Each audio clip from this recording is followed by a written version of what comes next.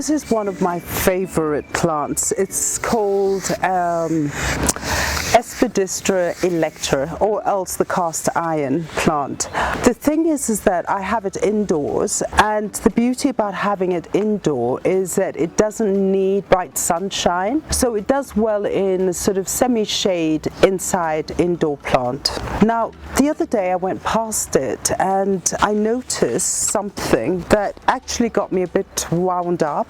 I noticed that some of the leaves are turning brown and yellow, and when I looked further, there's so many of the leaves, and I was shocked because I hadn't noticed. Now, I just thought, let me bring it out because there could be one or two things wrong with it, but I don't know because I do water it, and sometimes, like we've had this hot spell, is I touch it and I feel it's dry, then I re-water it, and obviously what I've done is I've overwatered it, and that's why the leaves are brown. And although it does still look a bit healthy, but this is not good for my cast iron plant. Watering your plants in the correct manner makes your plant happy. However, if you get into a situation that you're giving it too much love, as I did, you tend to overwater the plant, and with the result you kill your plant. However, underwatering also kills the plant because basically it needs the water to transport its nutrients to the leaves. I really want to understand where I went wrong, because if I look at these leaves, it actually tells me that I've overwatered. My name is Alice and I'm the Red Soil Gardener.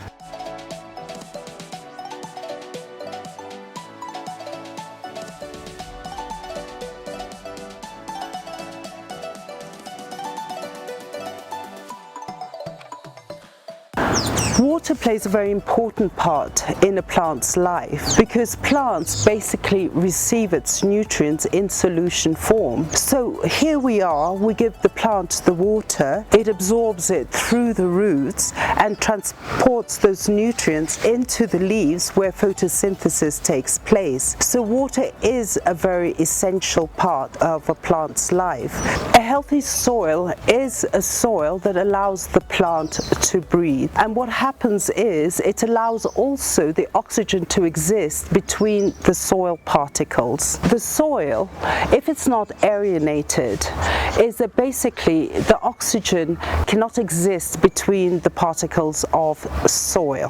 And what happens is that when you do get a situation of overwatering, or the soil structure is such that it gets waterlogged, you limit the amount of oxygen for the plant, and also the plant cannot go into food production because basically there's not enough oxygen going up. If you give too much water to the plant, the water pressure as it moves up, because the plant has to feed the leaves, that in the end, by the time it gets to the leaves, you damage your leaves.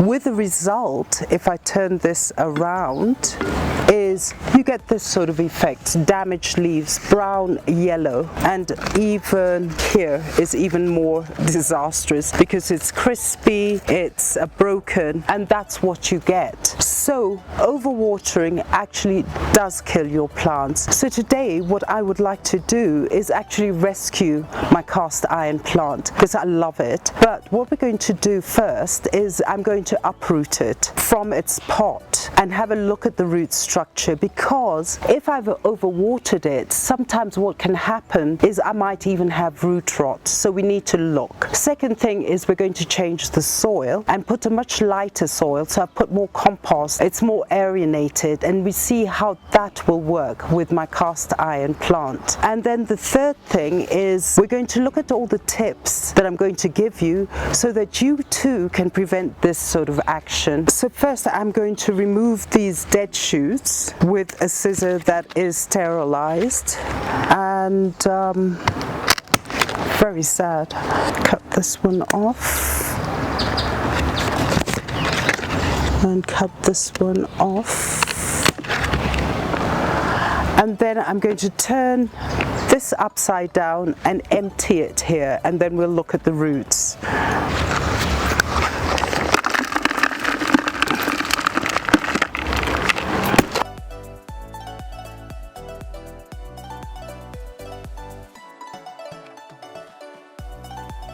I'm wearing these gloves because I need to dig deeply, and I will need to show you the quality of the soil. I mean, the soil here seems to be okay, except it's just completely moist. I'm sure if I squeeze it,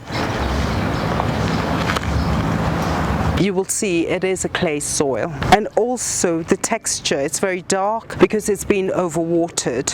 So that is the reason why my cast iron actually went yellow. So I am going to remove this. I am not going to use this soil at all. I'm going to repot this in a different soil that is lighter and much more aerated in order to have those oxygen sitting between the particles of soil. Now, if I look at this and I look at the root structure, and for each plant in its rhizome, it actually looks pretty healthy. I mean, I've got good rooting there. So basically, I have concluded that it was because of overwatering that was killing my plant. So what I'm going to do now is repot it. And what I have now is a really good mixture of soil. Look how light it is. And it's full of compost, it's got manure in it, and it's light, and it's not a clay mixture. So I'm going to put it in the pot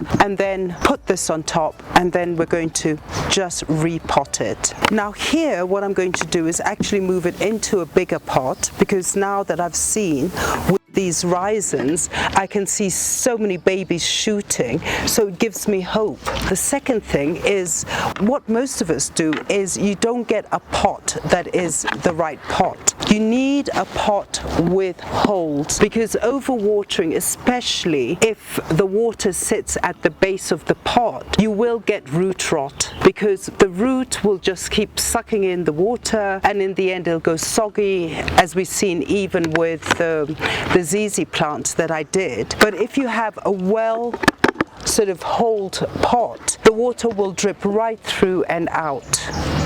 I have some gravel here. We need to put the gravel at the base of the pot. In that way, as the water seeps through, it'll seep through the soil, and then it'll drain into your base plate. Now I'm going to just take this lovely mixture of potting soil, which has all the goodness, and put it in the pot, and then we'll repot these. Beautiful. It's nice to work with good soil. Now the next stage is I'm not separating my iron cast. I'm going to just plant it as is, because I'd like to have a fuller foliage, and I'm going to just put this one here and also this one here. I'm going to cut this one slightly lower and put it here. I'm going to put it here. Oops.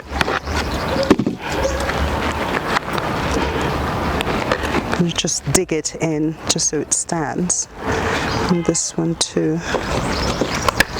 And here are my babies. So I'm going to put this in the edge here.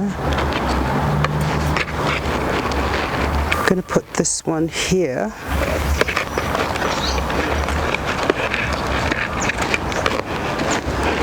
So we're putting everything in here, and the final one, I think I'll put this one in the middle. But I'm going to remove all the soil that has been actually strangling my plant, and we make a fresh start. I'm going to remove the stem here, and then we see what happens. Here we go. I'm going to put the big one in the middle. I'm going to fill it up with soil now, and then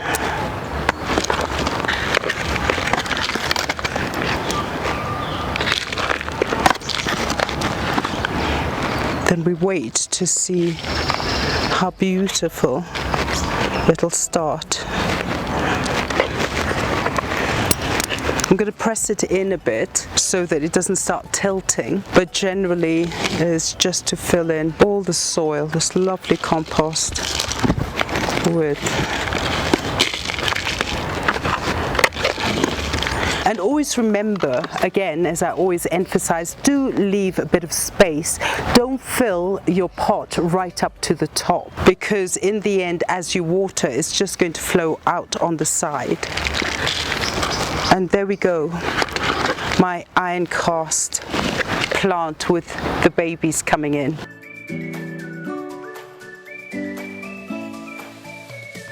So what we've seen here is overwatering your plants actually can kill them. And once you do get a brownish leaf or yellow leaf, it does mean that it is being overwatered. So try to reduce the watering. Try to have a schedule for watering. From now onwards, I will always look at this plant, try to understand it, and then monitor how much water I'm giving it to it. So in that way, I have a schedule. The other thing, what is a simple process, is the finger test, as we always say. Once you put your finger in the soil, go down to about 1 inch or 1.5 inches. If they don't feel as if the soil has water below there, give it some water. However, if you feel that the soil is still moist, please don't overwater it. So fellow gardeners, thank you for joining me, and I'm so glad that I found out what is actually disturbing my plant. It makes me happier, and now I know I have new babies coming up, which is so exciting. And we'll follow the plant on Instagram, so don't forget to like and share, and also subscribe to my channel, and